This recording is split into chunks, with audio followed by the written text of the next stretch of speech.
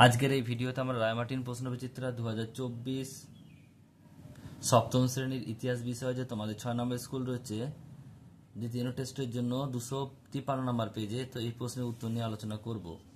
একের দাগের প্রশ্ন সঠিক উত্তরটি নির্বাচন করো। একের এক, বাদশাহ বা হচ্ছে বাদশাহ শব্দটি এটা হচ্ছে কি?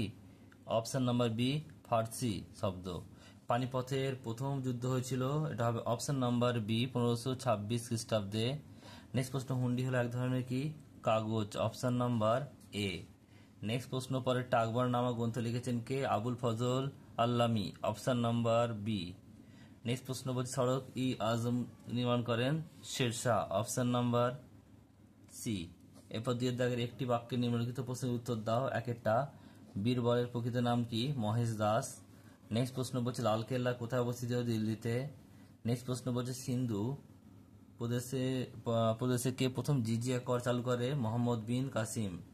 নেক্সট প্রশ্ন বলছে যে ফৌজ ই শামসি জলাধারটি কোন সুলতান খনন করেছিল? ইলতুৎমিশ। খুতবা কি? এটা হচ্ছে ভাষণ।